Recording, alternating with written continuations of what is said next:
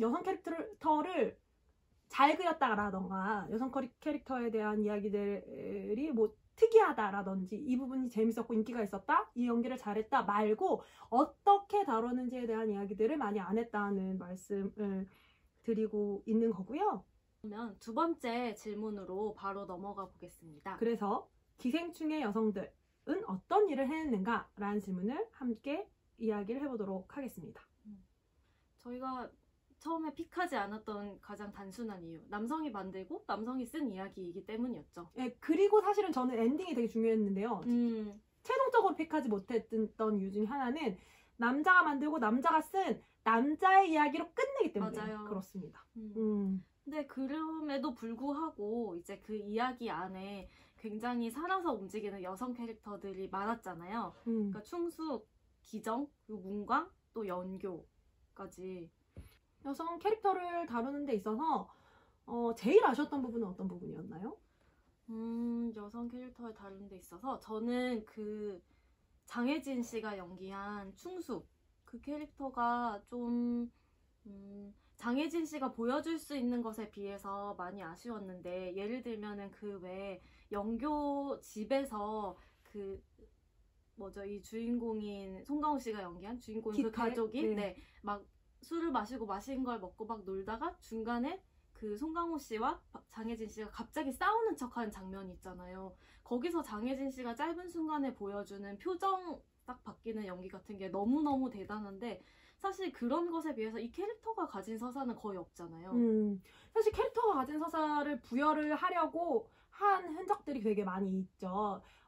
저는 기생충을 3번 본 것 같아요. 근데 가장 최근에 다시 봤을 때 또 인상적이었던 거는 충숙이 말을 하고 이 이야기들을 할 때 제일 처음에 보여주는 것 중에 하나가 충숙이 뭐 정확히 아시안 대회인지 어떤 대회인지는 모르겠어요. 그런데 투포한 인가를 하는 걸로 나오잖아요. 그래서 그 상을 받은 상장 같은 것이 벽에 걸려 있는 게 나오는데, 그래서 아마도 그러니까 충숙이 과거에 운동을 했고 그 운동으로서 다져진 어떤 삶의 스타일 같은 것이 있을 것이고 사실 되게 힘이 좋을 거란 말이에요. 근데 전 이걸 조금 더 활용할 수 있었을 것 같다는 생각이 들었던 게, 나중에 이제 기존 캐릭터 이야기하면서 말씀드리겠지만 마지막에 그 생일 파티, 다솜이 생일 파티를 하면서 벌어지는 그 정원에서의 그 엄청난 혈투 사건 때 되게 큰 역할을 하거든요, 사실은 그 충숙이. 근데 그것을 연출로서 되게 잘 담아내지 못했다는 생각이 들어요. 그 장면들에서 그 충숙의 힘과 충숙의 그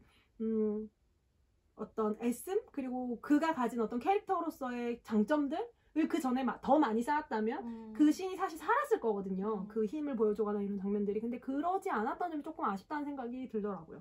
근데 저는 그거는 처음에 설정할 때 이 사람한테 어떤 입체적인 서사를 주기 위한 설정이 아니었기 때문이라고 생각해요. 뒷부분에 이 사람이 그 난리통을 어느 정도 해결해야 되는 걸 해야 돼서 복선 같은 걸로 그냥 깔아놓은 설정인 것 같아요. 애초에 막 풍부한 서사를 줄 마음이 없었다는 느낌? 이정은 씨 캐릭터 같은 경우도 좀 그런 부분이 있죠.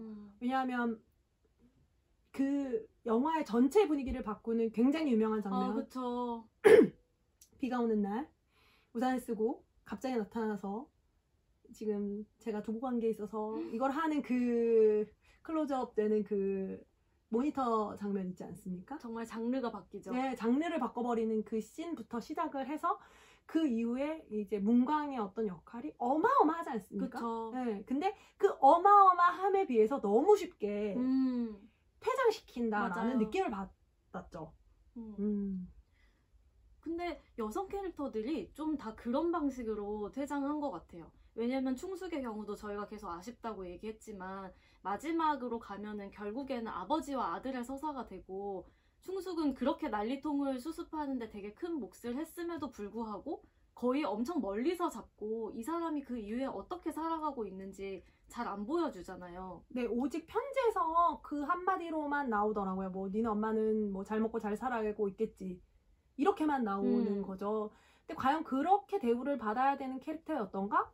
라를 생각해보면 방금 효진님은 애초에 그것을 그냥 설정할 생각이 없었던 것 같다라는 말씀도 하셨지만, 저는 하고자 하면 왜 안 했냐, 뭐 하고자 한다면 할 수 있었다, 그러니까 노력을 했어야 하지 않냐, 왜냐면 밸런스를 위해서 그런 입장인 거고, 사실 기정이 같은 경우도 마찬가지죠. 음. 지금 해외에서는 기정이가 그 일리노이 네. 외동딸 그 밈이 됐죠. 네, 밈이 됐죠. 독도는 우리 땅을 하는 게 밈이 돼서 그럴 정도로 그리고 정말로 놀라운 연기를 보여주지 맞아요. 않습니까? 거기서 저녀는 저거 사기를 쳤어도 잘했을 거야 이 말을 충숙이 한단 네. 말이에요. 정말로 그런 모습을 정말로 리얼하게 그 기정 캐릭터는 좀 길이 남을 만한 젊은 여성을 그리는 방식에 있어서도 그런 캐릭터라고 생각을 하는데 이 가족 모두의 각성과 고통, 나중의 고통을 위해서 이 가족 중에 제일 먼저 죽죠. 맞아요. 근데 보면은 이 기정이 같은 경우가 뭐랄까요, 계급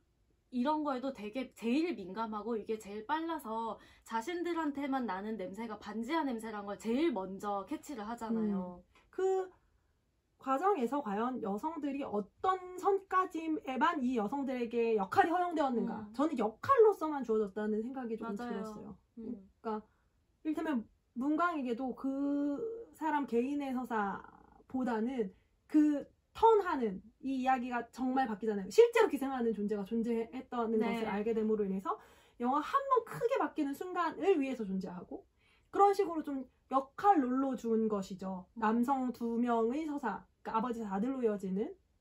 저는 이 영화가 결국은 기우, 그 최우식 씨의 이야기, 최우식 씨가 연기한 캐릭터의 이야기라고 생각하는데 그것을 위해서 이 이야기가 좀 나머지에겐 역할로만 주었지 않았나 하는 생각이 들더라고요. 정말 조여정 씨가 너무너무 잘 해냈죠. 잘 해냈는데 왜 그 장면 얘기 계속 나오잖아요. 그 이성균이랑 소파에서 이성균 씨랑 소파에서 그 섹스하는 장면이 나오는데 저는 좀 불쾌했어요. 그 장면이. 왜냐면 그동안 그건 당연히 조여정 씨가 거쳐온 필모라는 것이 있고 그것이 그동안 남성들에게 어떤 식으로 소비되어 왔는지 저희는 알고 있잖아요. 근데 그 장면이 왜 굳이 들어가야 했는지 전 모르겠어요. 정말로. 지금도. 생각해보면 이것을 굉장히 뛰어난 연기로 뛰어넘어 버린 거죠. 맞아요. 사실은 굉장히 어리숙하고 멍청해 보이는 그렇지만 또 완전히 멍청하지는 않지만 네. 근데 그 안에서도 그 캐릭터를 그러니까 어떤 고정적인 부잣집의 와이프, 영어를 섞어 쓰는 부잣집의 마나님, 젊은 마나님 같은 캐릭터를 크게 벗어나지 않는 캐릭터를 만든 거예요. 네, 캐릭터 맞아요. 자체로 보면 그렇잖아요. 그런데 그거를 조여정 씨가 몇 겹의 레이어로 연기를 해버린 거죠. 그런 설정들이 계속 아쉽게 느껴지는 것은 사실입니다. 네. 네.